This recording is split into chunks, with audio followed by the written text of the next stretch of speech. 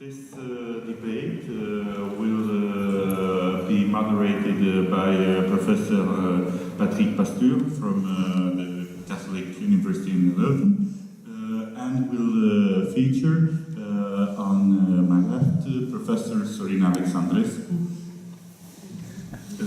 distinguished Romanian scholar with a long career in the Netherlands, where he headed the Romanian department for a long while, and close to me, Professor Narana Singh, having just arrived from India today after an adventurous journey.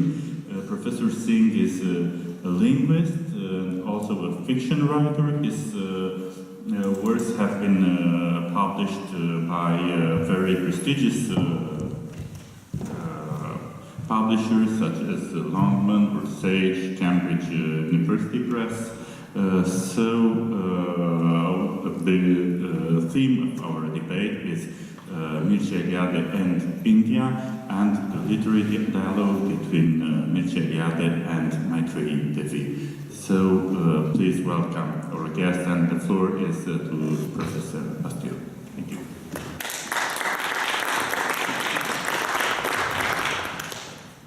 Okay, thank you very much for these nice words of introduction. I think we will have a very fascinating debate. But first of all, I would like to thank the organizers for this very interesting event, and for this idea to have this debate today on a very particular subject.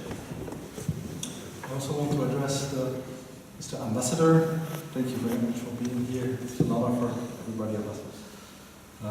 I think it's a very fascinating story. We have actually a very exceptional thing here, two books. One by Mircea Eliade, the famous Romanian historian of religion, who published in the 1930s or 1933 in Romanian a book which has been translated in several languages. In Italian, in German, but also finally in English. The English title then is Bendel Nights. There has been a movie out of it. And it has been welcomed in the literary circles of the 1930s. But what is so amazing is not only this book about the exceptional encounter. At least that is what it looks like. An exceptional encounter by a man and a woman, a young woman. The book, and certainly in the English version, is presented as a novel, not a reality, not a story that happened. But as we will see in the course of this presentation, the debate alike, the book is written in a way that suggests there is some reality about it. Is it some kind of auto-fiction? It's certainly an issue that we will tackle during the debate. If it was real or unreal, is it a real story or not a real story? It certainly has captured the imagination, particularly because the name of the girl mentioned in the book. Okay. Particularly because of the name of the main character in the book, the female main character at least, appears to be a real person called Maitreyi. And as it happens, there is a person, Maitreyi, in the life of Mircea Eliade. That person, many years later, wrote some kind of answer to the Bengal Nights of Eliade, arguing he did not represent reality, but at the same time confirming it. That is another wonderful book. It does not die, by Maitreyi Devi, who is in herself a famous Indian writer. It's a very fascinating topic. It's very rare that you have this kind of double books, that go into an explicit dialogue. It was published in 1993 here by Chicago University Press as twin books, as it happens. It's a fascinating story, but I'm not sure that everybody has read the book. I suppose not. So first of all, I would like to ask my two distinguished guests to present the content of the book and their first impressions. Now we have two distinguished guests that have been presented to you.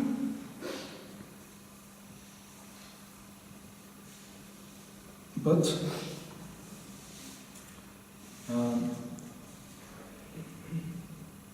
one Romanian person, Professor Alexandrescu, he's somehow related to Mircea Eliade. I tried to find out how exactly, but my Romanian is not perfect. And Professor Singh. But what I would like to avoid at the whole discussion is a debate between Romania and India. It's hard to escape that impression, but that's not the purpose. So I would like to have a more fruitful debate on that. But first of all, I would like to give the floor to Professor Alexandrescu to give his first impressions, a kind of summary of the book, and then I will ask Professor Singh the same. And then we give the floor for a more extensive presentation. Well, thank you very much. I'm very pleased to be here. I join my voice to yours for thanking the organizers and the Ministry for Culture for this invitation and for the possibility to speak about two books at the same time.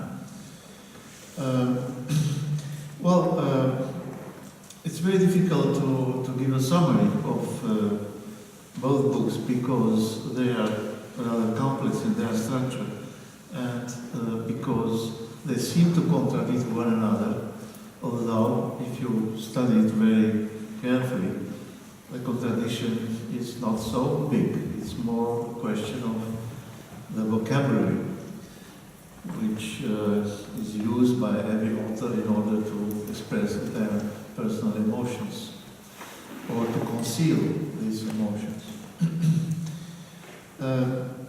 The first published is the novel of Mircea Eliade in 1933 in Bucharest, the Romanian version, and later on was a French version, La Vie Bengali, and later the English version. Maitreyi is the name of the daughter of Dasgupta, Professor Dasgupta, who is the famous author of History of Indian Philosophy in 5 volumes, more than 2,500 pages, published in 20 years. It just happened that Eliade, as a young student, if I remember well, in Italy, discovered the first volume of Dasgupta and was so impressed by this complex structure that he asked and received a scholarship in India in order to come and study Indian philosophy. In order to, I'm trying to not to give a very long summary. Well, he came in 1928, and almost 2 years later on, he moved to the house of Dasgupta, where he was invited by Professor Dasgupta in order to study yoga and other parts of Indian philosophy. He did it working very hard, 12, 13, 14 hours per day. And there's some moment he was also asked by Dasgupta to reorganize their library, his library, and he did it together with his daughter Maitreyi. Well, here, well, began a very quickly a love affair between the two young people, and this love affair was from the beginning interpreted in various ways by Mircea and by Maitreyi. Everybody loved the other one, well, but in his or in her way. And it means both were trying to reach the other through a world of prejudices or cultural habits or misunderstandings. Because what Maitreyi first thought it was more or less a relation between her and kind of brother, for Mircea was real love. And probably for the parents of Maitreyi, it was also more or less a kind of brother and sister relation. It seems that they even tried or even hoped that Mircea will become a son of both adopted in their house, and of course in order to collaborate with Professor Dasgupta. Well, it happened that by chance a real brother or sister of Maitreyi discovered their relation, their love relation, talked to the parents, a disaster happened, and Dasgupta was so infuriated and so angry with the unfair of the attitudes of Mircea that he ordered Mircea to leave the house.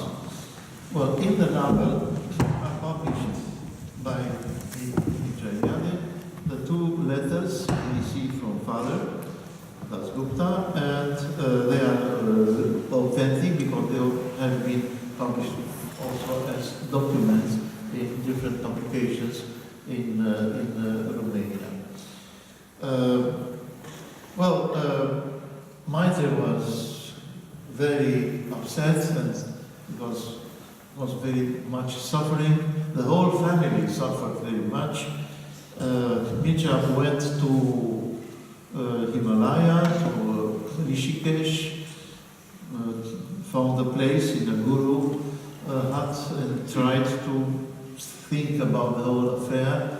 And he also tells us that he underwent some special yoga exercises in order to find himself back, in order to recuperate after this drama.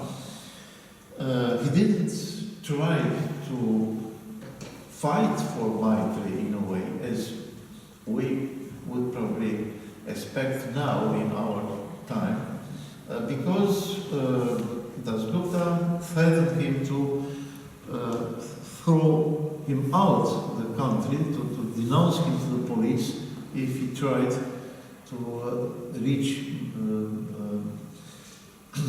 Maitreyi again. After a time, and here is the last act of the whole story, after a time, after 10 years, or 12 years, I think, Dasgupta left himself the house, his wife and 6 children, because he fell in love with a younger woman, his secretary, and the whole family disintegrated. The mother of Maitreyi was suffered also very, very much. Maitreyi certainly in the same way, or the family, or the rest of the family, and the whole prestige of Dasgupta was put into danger because of this unheard of love relation of himself with the younger woman. Yet we can see here the complexity of the whole story, because the frontiers between reality and fiction seem very difficult to trace. It is, of course, it's not for the first time, and will not be the last time, that somebody falls in love with a younger woman, as Calcutta did. But the ironical situation was that he did exactly the same thing which he tried to forbid to his daughter and to Mircea Eliade. Well, anyway, Calcutta, his international career went on, and he published all the 5 books. The last one, if my understanding is correct, was published with the financial aid of Indian government, because Jawaharlal Nehru was very interested and supported very much this series of books. Maybe it's better that I stop here in order to invite the thing for next book. First reactions and impressions of the 2 books. Yeah, thank you. I think we can start looking at the novel that Maitreyi Devi herself wrote in response to Mircea Eliade's novel Bengal Nights. The novel of Maitreyi Devi began like this, where she admits that she had not at all known about the existence of she being a main character of a novel written in a remote country in a language which she doesn't understand. And so much so that she became a household name in that country. Everybody read about her, about the love story, and everybody knew about this particular person from India. The novel of Maitreyi Devi began with a scholar, a student of Mircea Eliade, visiting Calcutta for a conference and trying to make it a point to see her. And she decides to go herself to meet this gentleman and finds that there has been a lot of discussion about what exactly happened between the two in 1930s, in the context of 1930s. In fact, it turns out that that was not the first time she heard about the novel.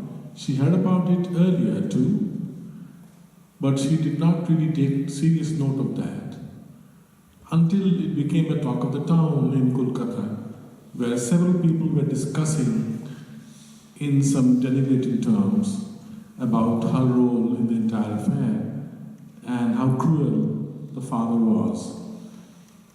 To make it a little different from the 2 stories, in fact, what Mircea had done was he had mixed fact with fiction, and he set the novel in a manner where the father of the girl is shown as an engineer, and the protagonist, that is Mircea himself, is shown as a draftsman, as an engineer who works in the farm.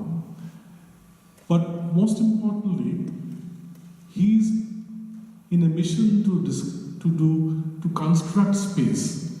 Very interestingly, while Mircea Eliade and Maitreyi Devi both are reconstructing the event, the time that they spent together, the protagonist in Mircea Eliade's novel is shown as constructing space. So he goes to Assam in a rare, remote jungle in the forest to construct railroads. He goes into near the ocean, near the seashore, to construct a canal. So various kinds of things that he is constructing, and that is shown as the main activity of the person. So the connection is that it is the chief engineer who then asks him to come and stay in his house, and that's where they fall in love.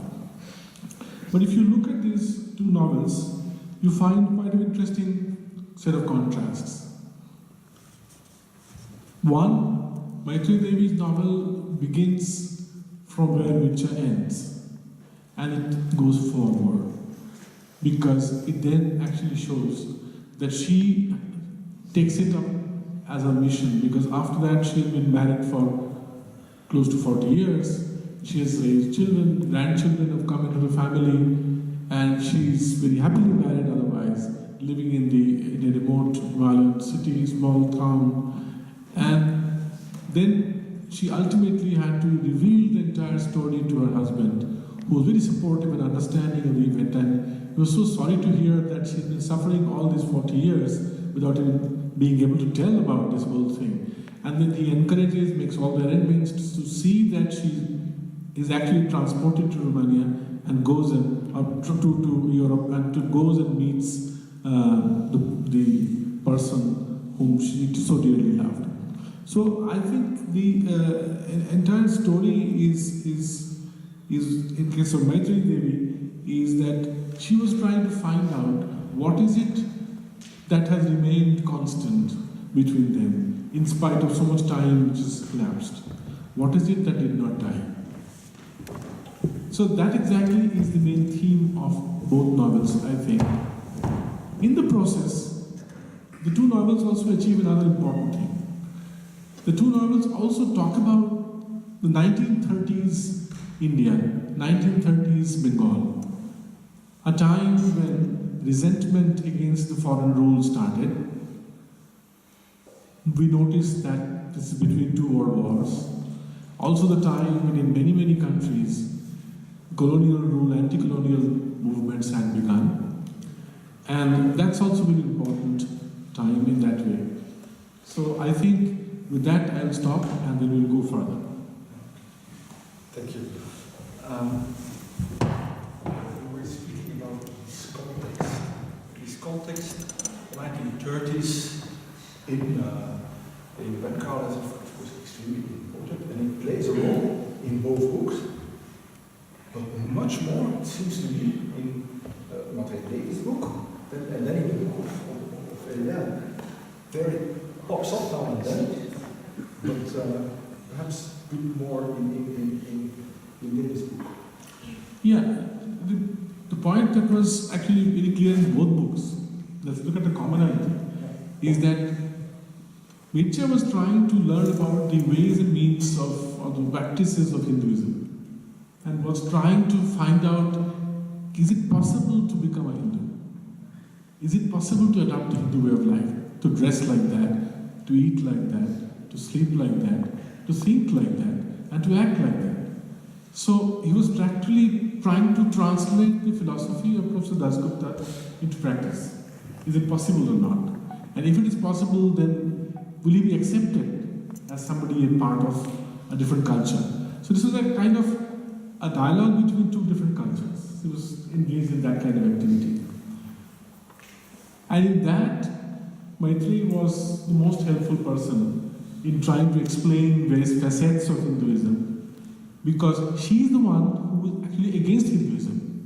She does not believe in Hindu practices, she does not believe in the religion, she's very interestingly. And she says that just throw this all out, and then she also is very unusually different in many ways for a 16-year-old girl, Indian girl, who is not as educated as Mircea, did not really have to go through the college and university education, and yet she had read so much of literature, so much of philosophy, that she could really stand up to the real dialogue and debate in that context. So I think that's the point. So although it did not figure so much in Mircea's novel, but if you take these two novels together, it looks like in their lives and their discussions, in their daily dialogues, disappear again and again.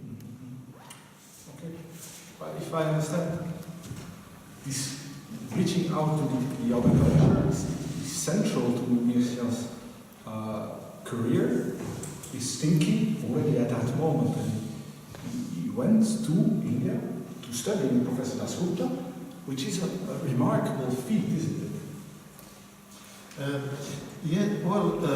He started by studying yoga and all the books, but later on he studied much more the daily reality of India.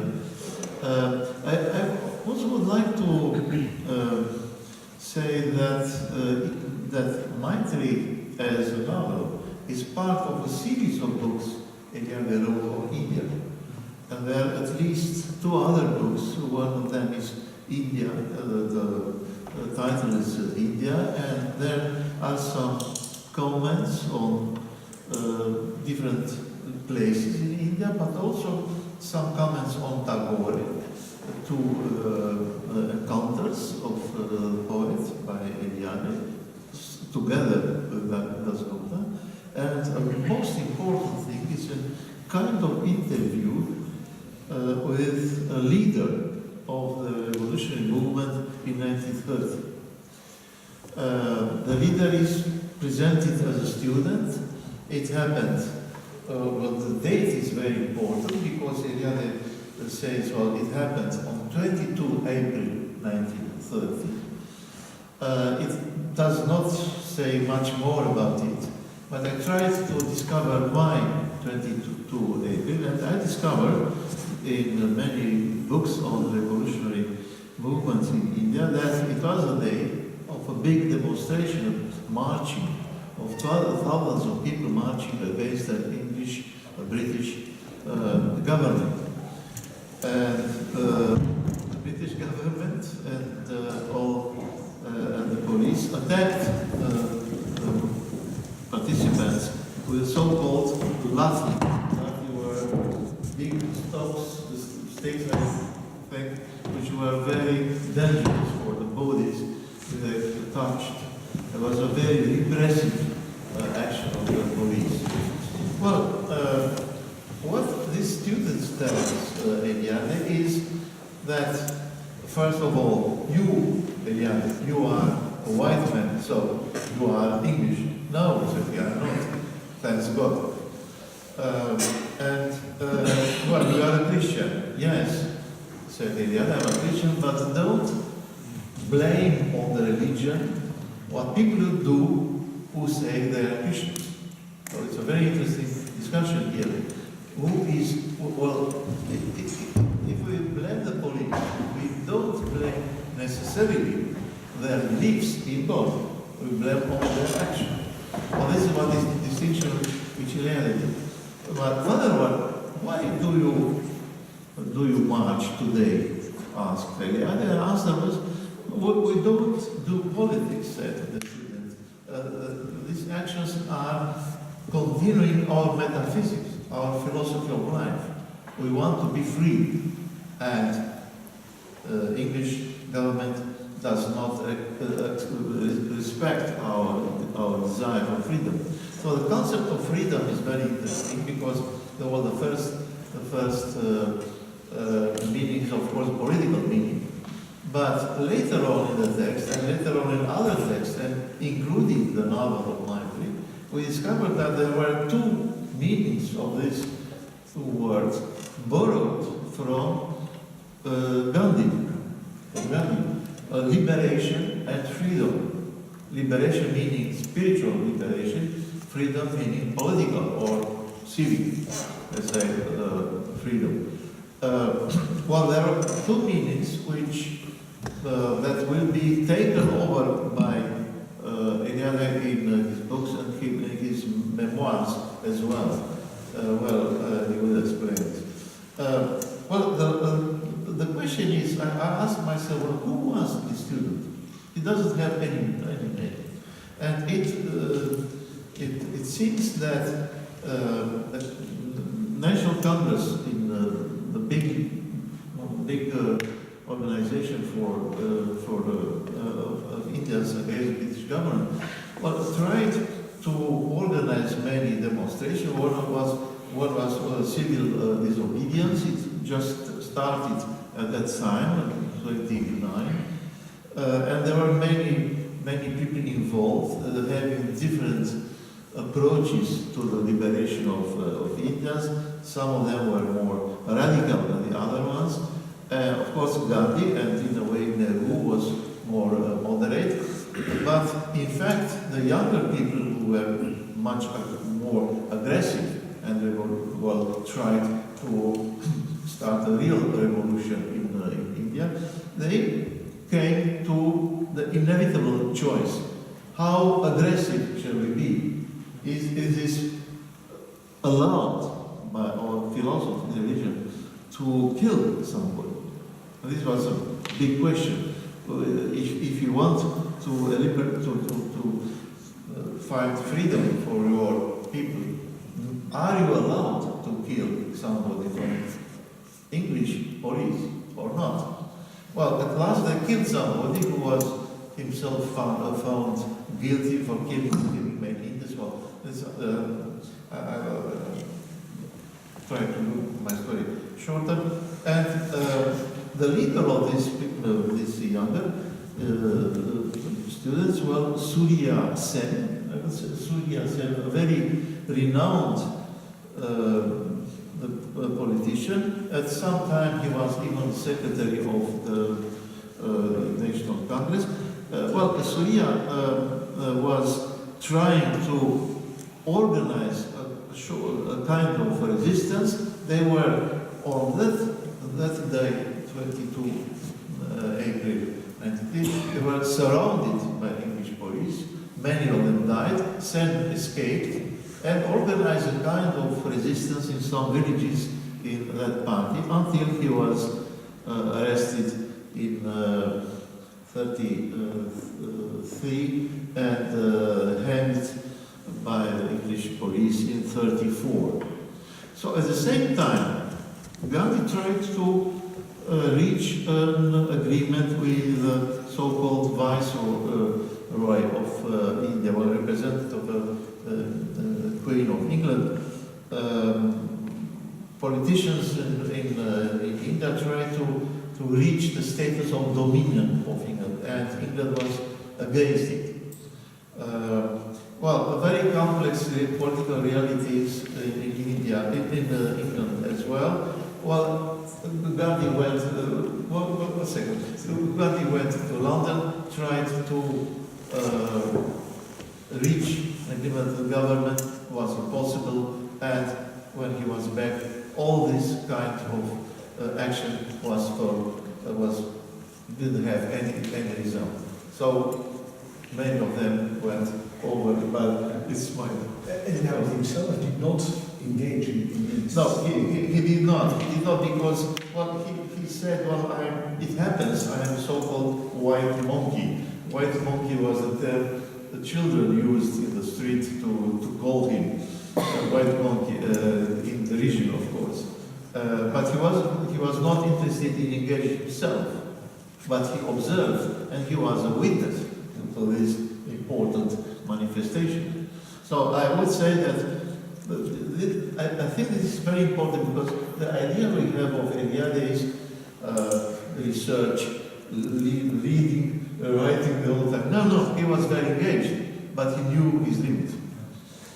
His whole I think it's so important. Yeah, I think it's very important because in the novel it's also shown that Eliade wanted to see, within quote, see revolution. How do you see a revolution? Because he saw people marching on the streets, he saw a lot of movement happening, so he decided that today I will see revolution. So he goes out, and he goes out and roams around the whole city and comes back at the end of the day quite exhausted and tired, and he didn't see much. The problem at that point in time was that slowly from the mainstream in Calcutta, which was the capital of the country, and eventually became capital, which was no more capital because Delhi, it was shifted to Delhi. But Kolkata became still an intellectual capital of the country, and a lot of movement, anti-British movement, anti-colonial movement, which started from there. So it was also something which Gandhi and mainstream National Congress had to control. And it was a very interesting thing for Mircea Eliade to watch what's happening actually. The younger people trying to move away from the national leadership, which was saying that you can't kill but you can act in our philosophy, you can actually let somebody else kill you. So you offer yourself as a resistance on the street. And how many people can they kill? After all, if it's a civilized society, if it's a civility that works in Europe, then I'm sure there are a lot of people, a lot of governments which will keep telling the British government not to act in a manner where you take life, human life, in that kind of manner. So that you can actually present yourself, but you don't kill. But many of the younger people like Master Dal, Surya Sen was also called Master Dal by the group of revolutionaries. They didn't believe that the freedom will come so easily. Freedom will come through some dialogues which you will hold in England, or through some mission which will come to India. Freedom can perhaps come only if you resist and if you really fight. So they then took to the streets. They then took to the what is known as terrorist movement in that particular manner. So he was also, I think, Eliade was also trying to understand these contradictions that are available in Hindu philosophy and in actual practice that was happening in an anti-colonial situation. From what I gave, that whole idea of freedom and liberation is far more important in very different ways. It's very personal, and also her book expresses this idea. Yeah, actually her book expresses this because also she is the one who's been telling Tagore to write his autobiography again. Write about the intervening period again, in detail. And in 1929, Tagore comes up with a statement that we quote the statement, when he was recollecting what is the kind of environment in which Tagore himself was brought up. And I quote Tagore, "I was brought up in an atmosphere of aspiration. Aspiration for the expansion of the human spirit. We in our home sought freedom and power.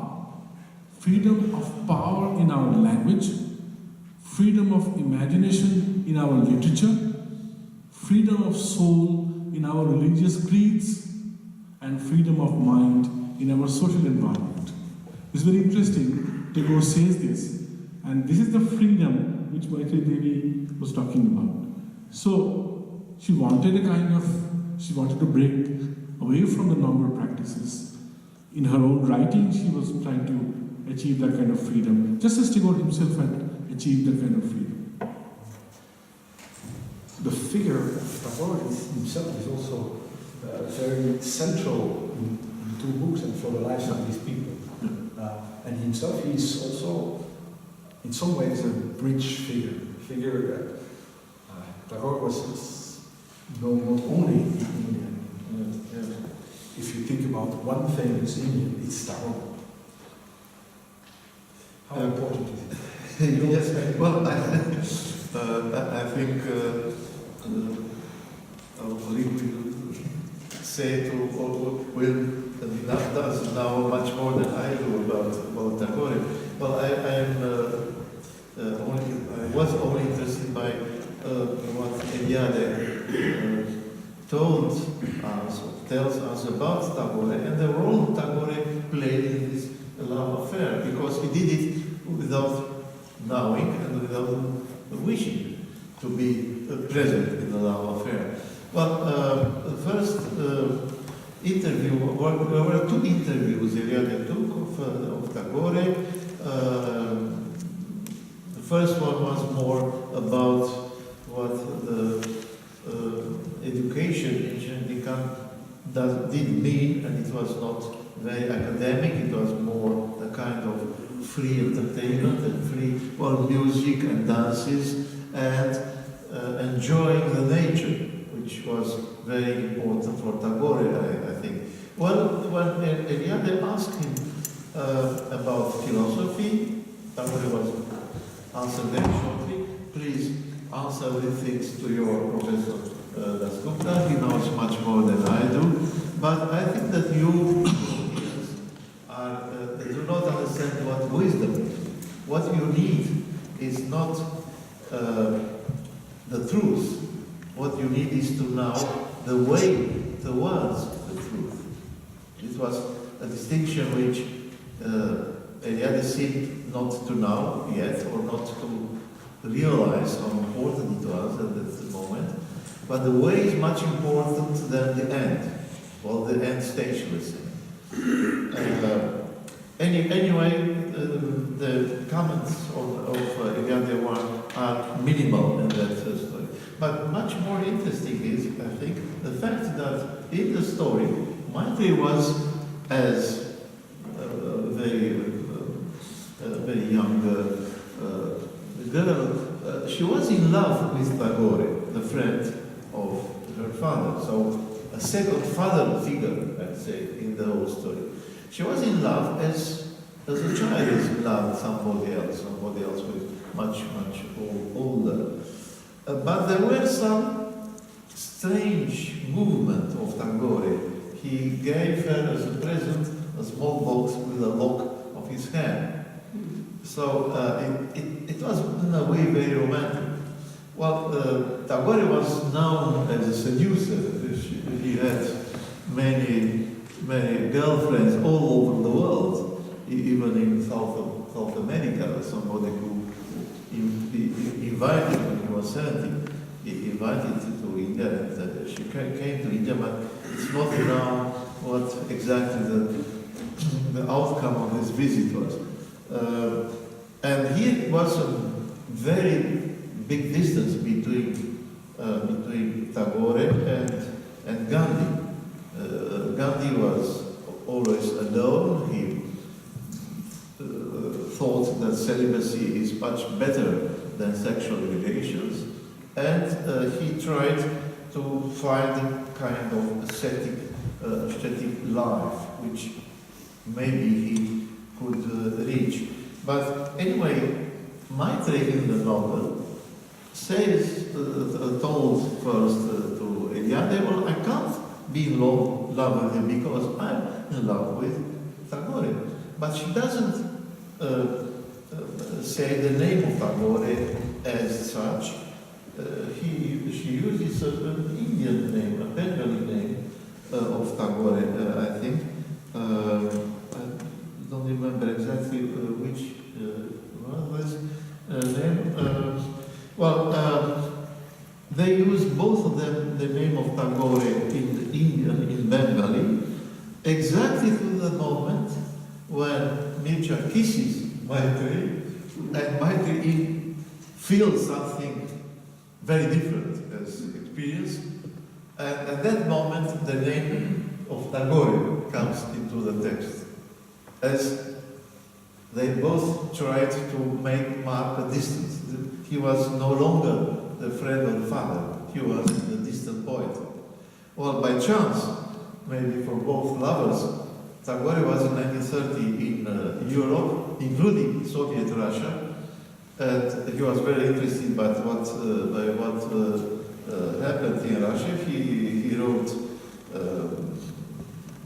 a paper and said that education in Soviet Russia was much better than in India.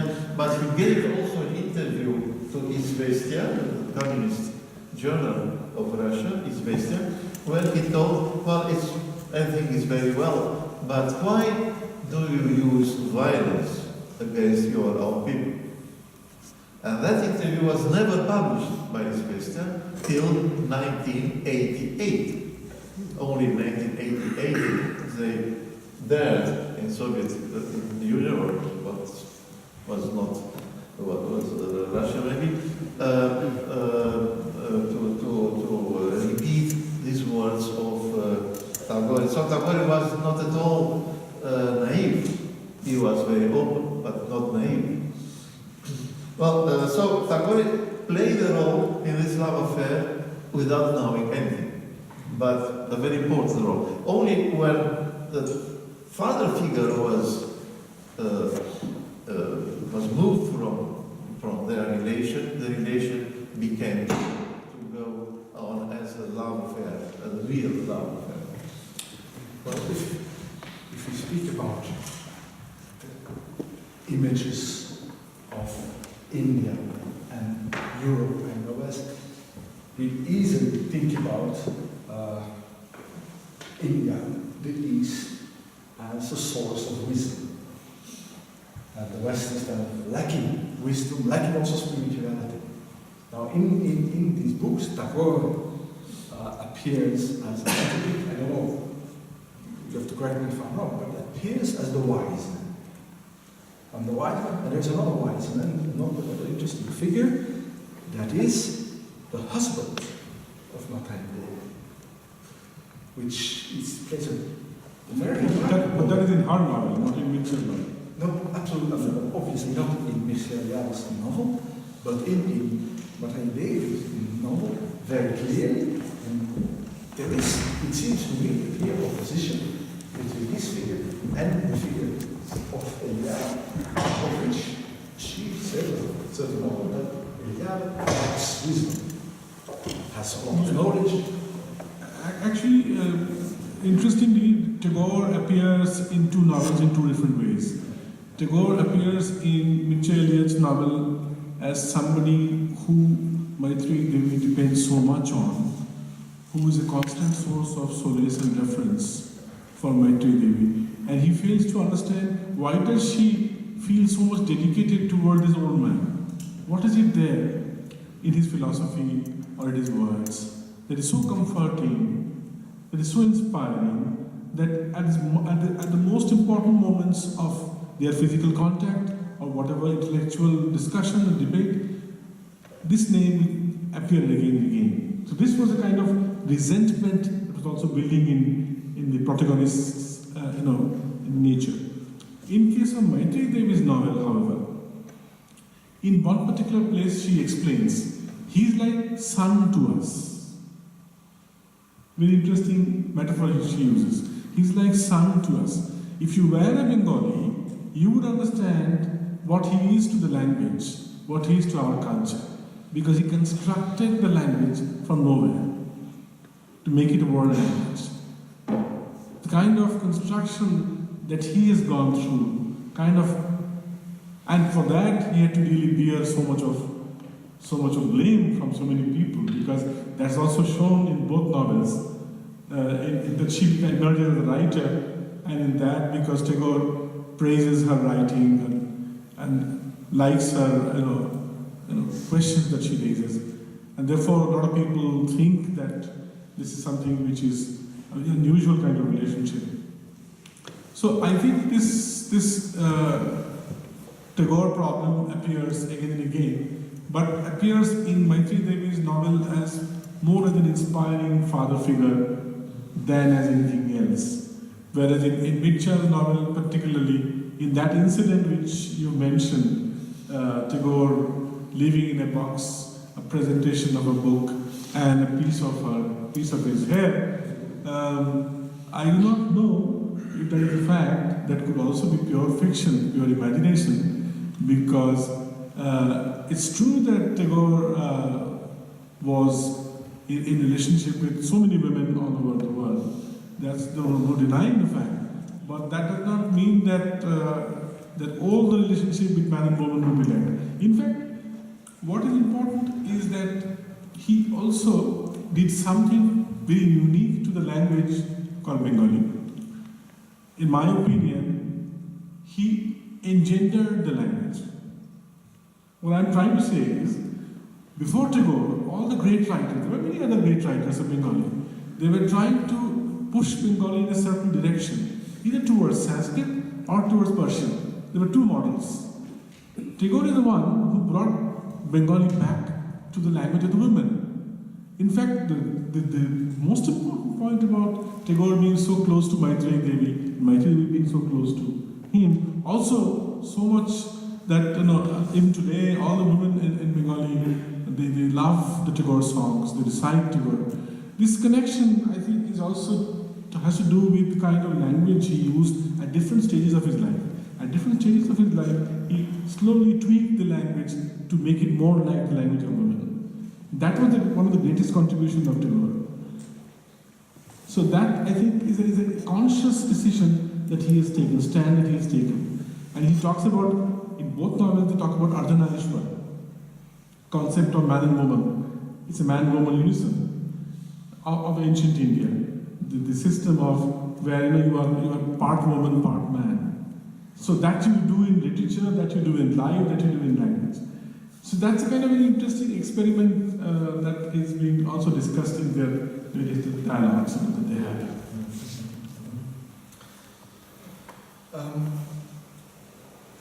When we look more at the dialogue between East and West, or between India and Europe, certainly not distinguish East and West, that's another story. Mircea Eliade is a bridge figure. Not so much because of his novels, but because of his scientific work. And here in this story, they don't both come together, because he comes to study with Professor Calcutta, and he studies yoga. Not only yoga, studies Sanskrit language, studies Shakuntala, Abhigyan Shakuntala, studies Upanishad. So it's a kind of erotic text they study together, Jayadev Gita Govinda they study together, interesting plays they study together, deeply philosophical texts they study together, and also grammar they study together. So very interestingly, they are studying various things together from a great philosopher. Yeah. Well, I think that there is a context, a cultural context to this love affair which we should talk about. Of course, some things are obvious, namely that gestures of words were not interpreted in the same way by the two partners. For instance, saying that Maitreyi said, well, I'm your friend or your sister, please caress my legs, or something like this. This was very innocent in the eyes of Maitreyi. I don't know if it was common to her generation or personal to her. But anyway, for Eliade, it was a kind of invitation to make love, because he came from another culture where these gestures are interpreted in such a way. So probably there were very misunderstandings between them, but more than this, let's say, linguistic misunderstanding, there are much more other ways. Well, how to look at India? This was a big question. How to look? Eliade was an European for Indians, but he was an Eastern European for Western Europeans. So a kind of maybe the same idea was common in both roles, namely that he pertains to a more important group in India, but he belongs at the same time to a less important group in Europe. So he understood maybe better why certain Indians, maybe his young friends in the street, but Maitreyi as well, were more or less unused to have such strong friendship with somebody belonging to another sphere of culture, another social sphere. So I think Eliade was in between situations, while Maitreyi was more or less used to be very polite with foreigners who were seen as big personalities in Europe. So this is a kind of major misunderstanding. And I would like to quote somebody I like very much, Amartya Sen, the Nobel Prize in economics, but at the same time a very important essayist. He wrote one of his books as The Argumentative India. He tries to make clear that not every Indian writers. Very well. Very well. any word before this. So we have some the common sympathy for what he has said. Well, what he says is very, very interesting. That not all Indian philosophers were mystic. Not all they were also logicians, mathematicians, brilliant mathematicians. Himself, among others. And he comes with a distinction between three approaches to Indian culture. The so-called exoticist approach, meaning that every foreigner in India was in love with wondering and wondered so many strange stories in India about Indians and about their way of life. This was more or less a romantic approach. The second one was the so-called magisterial approach, which was seen as being typical British, very authoritarian and, well, more or less ironical against Indians. And the third one was the so-called curatorial approach, a very good one for the Zen, because it meant, among other things, systematic study of Indian culture. Well, I think that Eliade, in being an Eastern European, couldn't have the nerve to approach in a magisterial way in India. Not at all. He felt himself was more or less kind of second-rate intellectual in Europe at the time, in the 20s. And his masters were English masters, among others. He tells a lot about English writers at the time, about Conrad, for instance, well, Polish origin, but that doesn't matter. He was an English writer, and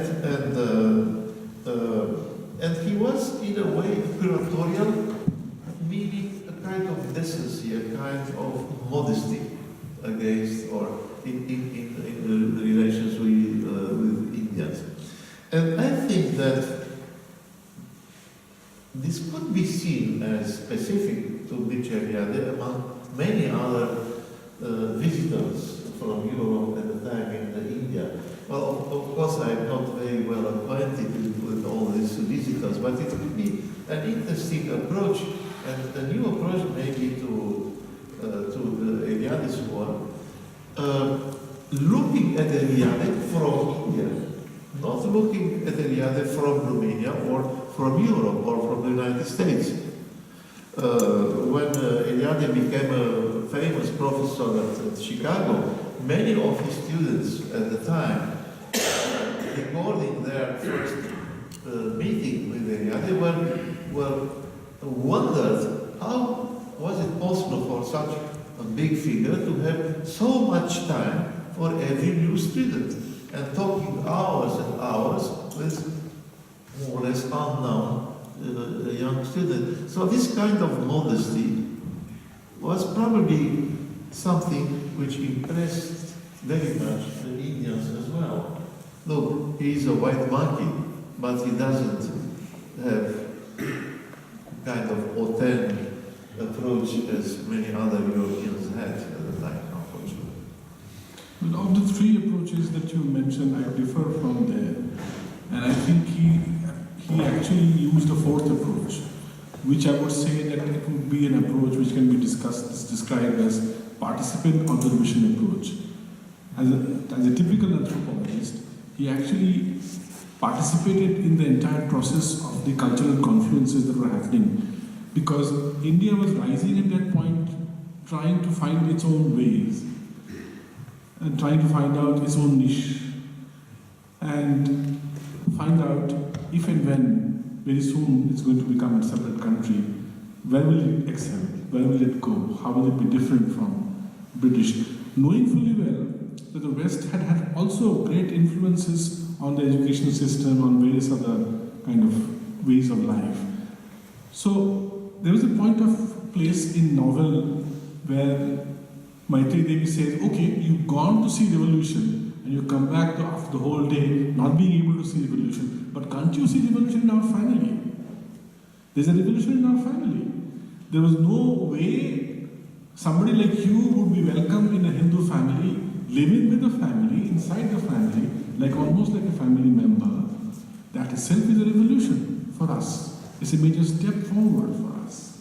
And like that, then she gave many other examples of how exactly India was also going through, silently, each person was going through another kind of revolution.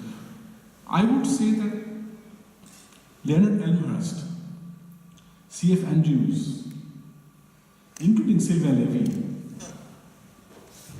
or Mircea Eliade, all of them actually believed in a tradition, all somehow or the other, remotely or directly connected with Tagore, believed in a tradition where you actually become part of that culture for a temporary period. In fact, in the novel, it is said that when later on Maitreyi Devi was trying to find out more about Mircea, several people came and told her that actually he calls himself an Indian. He goes around and calls himself an Indian. He has become more like an Indian than a Romanian. There's another interesting point that I would like to add here. That is, I would say that although there has been an older tradition of German tradition, of French tradition, of British tradition, of scholarship, of Indian studies, of Indology, that tradition was missing in Romania, but he was a pioneer for that tradition. Somebody who is a pioneer for a tradition like that in one's own country has had to really suffer much more than somebody else who would only be continuing with that tradition. So to that extent, I think Mircea had really had to undergo various kinds of experiences in India. Not some of them pleasant, some of them not so pleasant. But I think that's part of life, and that was reflected in the writing as well. And his novel, Bengal Nights. Yes, the impression one gets from the perspective of Maitreyi Devi is, he didn't succeed. Or do you think he did? No, toward the end, when she discovers all those letters which he wrote, 30 or 40 letters which he wrote, which never reached her, which remained with one of our cousins, because he promised Professor Dasgupta that he will never be in touch with his daughter. Yeah. So he kept his promise, like a true Indian. He kept his promise by not writing to her, but writing in a tangential way to the cousin, which was meant for her. But those letters never reached her. She only got to see, after 40 years of life, she got to see 3 of those letters. And then she realized that all the years that the blame that she was laying on him, that he was not courageous enough to come and claim her, that was wrong. Yes. Actually, he did write so many things, but it never reached her. So it was a great misunderstanding that happened. Yes, Maitreyi told him at the moment, fight for me, or try to do something. Well, she was maybe more courageous than Mircea himself, but she didn't know at the time, and she maybe never knew what her father had written to Eliade. So the threatening to throw him out of India was very, very, very big, because if Eliade maybe he reasoned like this: well, I fight for Maitreyi, I'm obliged to quit India, so what is the result of my fighting? I lose her forever. If I try to be in Himalaya somewhere and work 1 year more, maybe I could find her back at some time in the future, but not in such a way as might be expected from me. So there was a contradiction, but more dramatic was the lack of communication. They didn't know what the other one thought or tried to do, not know. And both had same kind of flame for each other for all those years. Yes, yes. That's Only 40 years later on, yes.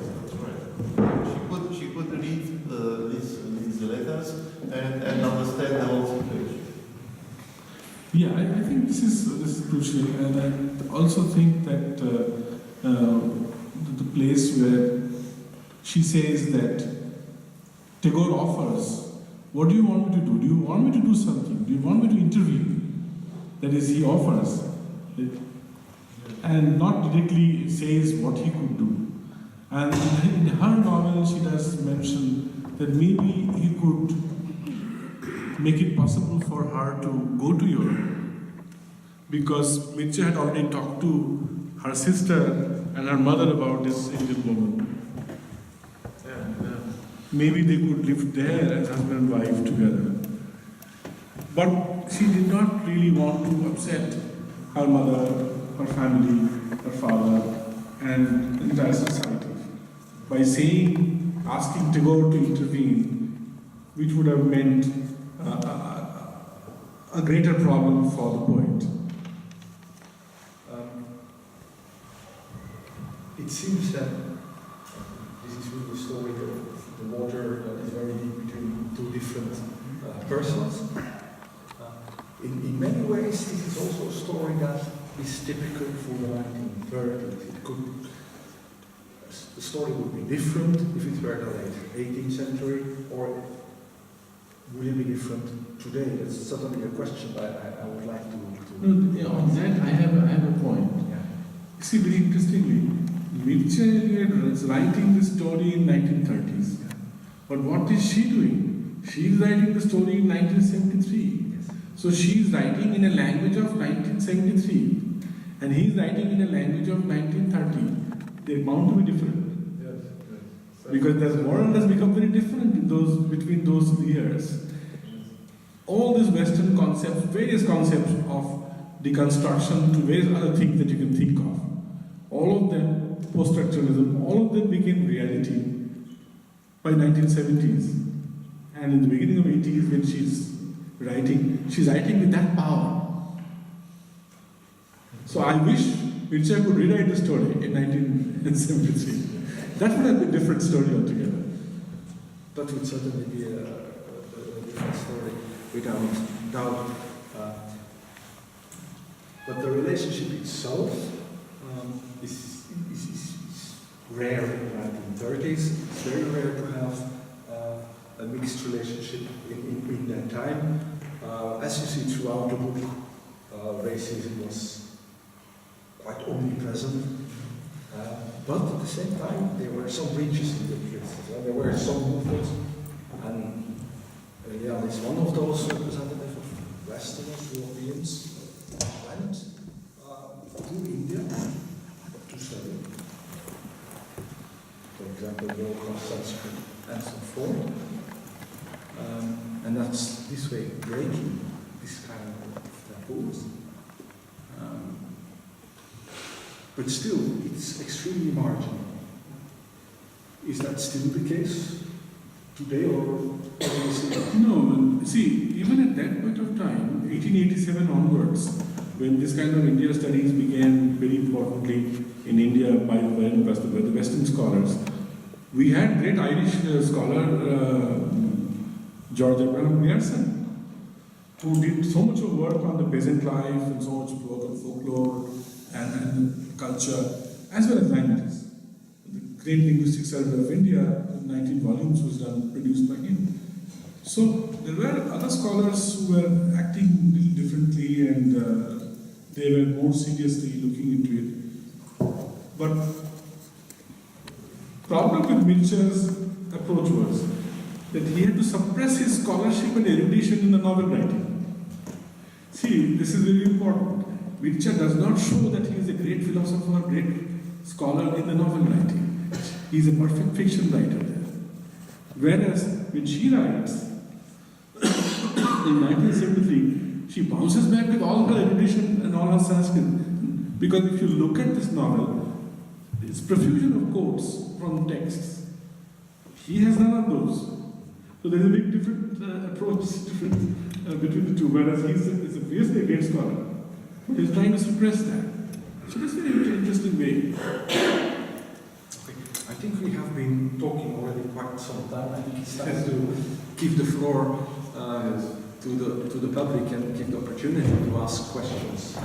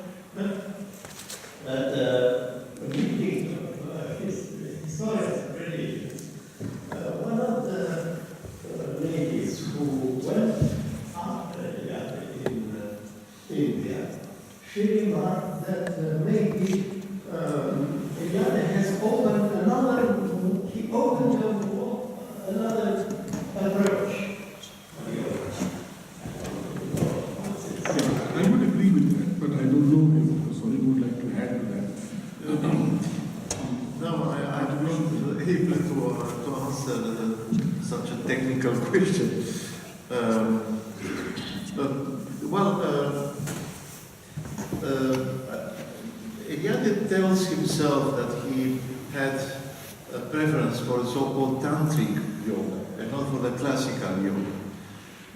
Because the tantric yoga was more, let's say, larger as approach. It was also interested by the body, not only by the soul or by the spirit. It was not so idealistic. It was more or less interested in common people, let's say, not in philosophers only. And it is also very interesting that he published some short novels short novels, for instance, Nocs la Serampore, Nights in Serampore, where some strange things happen because a philosopher or a yoga expert in the region was trying experiments with tantric yoga. So this is a very good example maybe for the fact that ideas in his philosophy books went over in his literature and were treated in more or less the same time, the same way, but anyway with quite different interpretations. But I'm not able to say if this was new in yoga studies or not. I don't know it. See, Tantrika Yoga, there's another interesting point about that is, it's a matter of chance that Mircea Eliade came and settled down in Bengal. Because in the 900 to 1100 AD is a period when 33 different tantric monks in Bengal wrote the first Bengali text, oldest Bengali poetic text, called the Charya Vinishchaya. And that text partly was discovered in the Himalayas and partly was destroyed, but it was reclaimed from Tibetan Tantric translation by Dr. Vikshu Shastri, Tagore's accomplice. They brought back from Tibet that text. This is a text which influenced also thinking of Mircea to my mind, because this text has very interesting philosophical ramification. So in his yoga work also, there was some influence of the ancient Bengali culture studies that he had done with Professor Dasgupta. Okay, perhaps I would like to add a word of my own, because to know a little bit about this. It's in that respect also not so uninteresting that he studied with Sivananda. And Sivananda is an interesting figure because he was a medical doctor, worked first as a medical doctor in Malaysia, and then at a certain moment gave up his career as a doctor and started a life as a hermit. And practiced yoga, studied yoga, but also taught yoga. And it's not by accident that Mircea Eliade finally comes with this figure. First of all, he writes it in his autobiography, by the way, because he speaks English. But Sivananda is also one of those people who played a huge role in transmitting yoga to Westerners. Eliade was not his only pupil. In the book there is someone else, Jenny, that was there. Here we are in the 1920s, early 30s, at the beginning of this kind of Western translation of yoga. And Sivananda plays a big role in this, because it explicitly targets, in part, the Westerners. He's not the first one. Swami Sivananda has published a lot in English as well, propagated yoga in the West, but Sivananda played a very big role in publishing, but also organizing his ashram in English, particularly to attract Westerners. And his yoga is particular because it's really a mixture of different traditions, which includes Tantra. That makes it so interesting. And Eliade is there. He's the one who then presents what he learns, both from Dasgupta. We should not forget that, because Dasgupta gives him that intellectual theoretical background. But Sivananda gives him the practice and the emotion. Let's not forget the emotional dimension of Tantra, also extremely important. And that exactly Eliade brings together, and that makes his interpretation of yoga becomes essential in the Western interpretation of yoga. Interesting. Something to add. Other questions? There were some questions.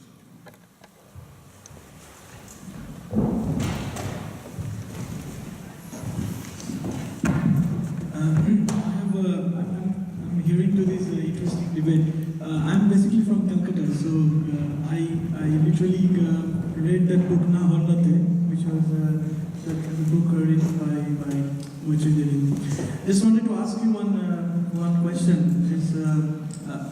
Mircea Eliade, to an average Indian, he came to India to learn about Indian culture, Indian philosophy from Professor Dasgupta. What actually has he contributed in this field, apart from writing a fiction which was so-called of his love affair with a girl from which happened to be his promoter's daughter? Well, these days also we don't. I wouldn't dare to have such a relation with my promoter's daughter, but still, I'm interested to know what exact contribution did, with full regards to the contribution of Mircea Eliade in his literary works, but I'd be interested to know how much Mircea Eliade has actually contributed after having come to Calcutta and learning from Dasgupta and Tagore and what is his literary contribution as far as India is concerned, and how much has it impacted the Indian society? That's something I would be interested to know.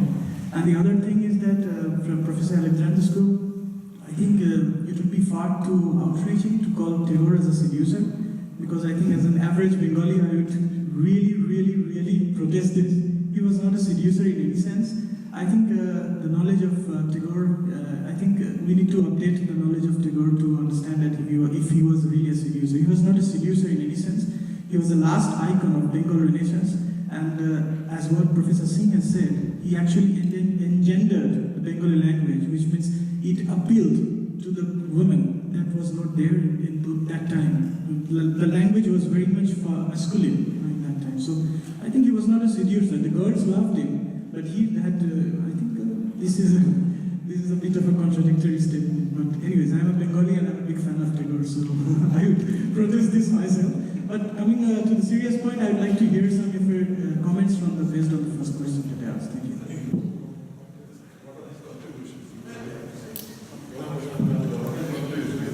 Well, I don't see, I haven't really been an expert on Mircea Eliade. I don't count me as an expert on Mircea Eliade. My area of opening of this whole thing is the intercultural interaction that happened in this particular time through this fiction. But his contribution in Romanian language, through Romanian language and through French, whatever he wrote about religion and philosophy, at every point of time, obviously his stay in India did impact to a great extent. But if you're asking this question, what has that impacted? How much of that has impacted Indians, Indian thinking? I won't really be very comfortable in saying yes, it has done a lot of impacting, because he was not alone. See, the point of 1915 onwards, particularly after Gitanjali and after that translation, I would say next 20 years was an age of translation. Between 1913 and 1933, lots and lots of translations happened. A lot many people have actually tried understanding not just one author, but so many authors, so many different kind of traits from India, and they brought them back into various European languages, Western languages. And that has resulted in a greater understanding of India. A lot of the nature of India studies became very different from Indology to India studies. That has really gone in a very different direction after so many of these translated works became available. So, in case of Mircea Eliade, the only important point that I would like to mention is that his was not just translation. A lot of what he has done is his own interpretation. So to that extent, I think he was an ambassador of the West to the East, interpreting the East by living in the East in a certain manner. So that, I would say, is the greatest contribution that he has made. If that could kindle the imagination of other scholars who would do other things, that of course is very important, because in a novel it says that he has influenced generations of scholars in Chicago or in elsewhere.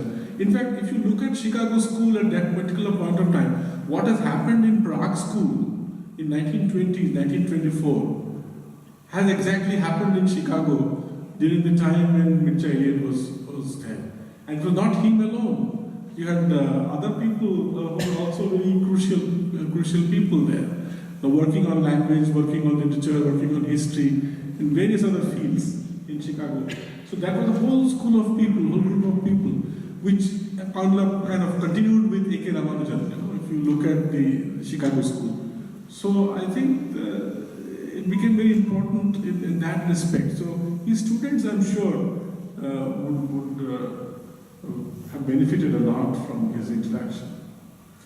Well, we could mention the Journal of History of Religions published in Chicago by Eliade, Kitagawa, Japanese, and Charles Long, from the Black Americans. So it was very interesting to see three theoretically marginal figures who worked together in order to renew or to change all ideas. It is also worth mentioning that what Eliade tried to do was to liberate history of religion from theology and to make it a quite universal way of studying religions.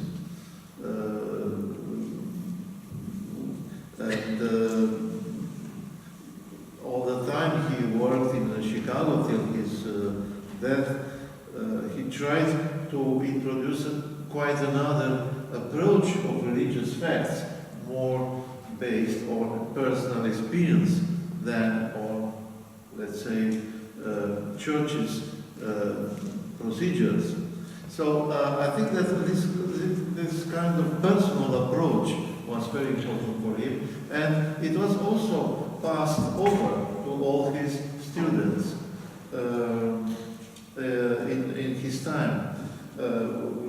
should also add the fact that after the death of Eliade, the approaches were changing once again, because they tried to, his former students, they tried and still try to study religion more on historic and social basis than on personal experience. So I don't know if this is maybe a fact which does not belong to our discussion tonight, but I would dare to say that the role of Eliade was so important in the United States just because he had, among other things, the experience in India. He was, of course, somebody who knew very many things and who had read many books, but his personal experience in India, maybe including that experience in Rishikesh, in Himalaya, was a kind of Severe experience.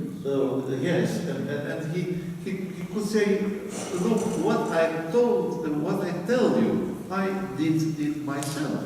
So it's very important, much more important, I would say, than just quoting from a book or another book.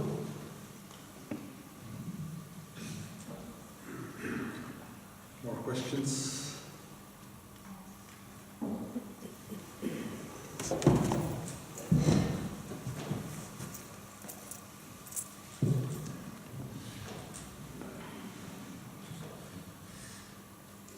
Maybe it's, I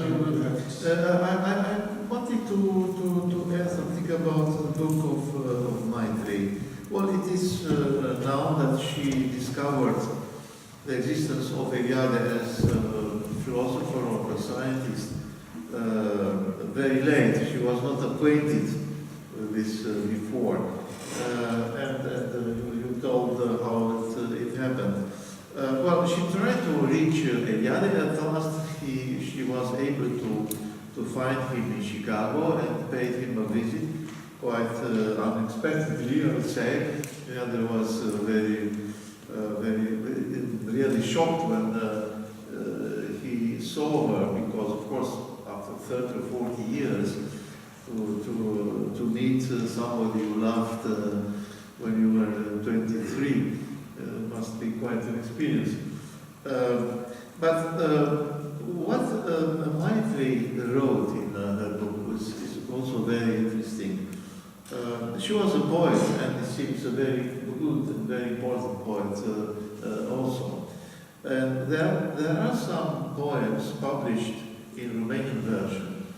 I don't know other books of Maitreyi Devi, but these poems are quite amazing, and one of them especially. She says, well, I noted exactly the words.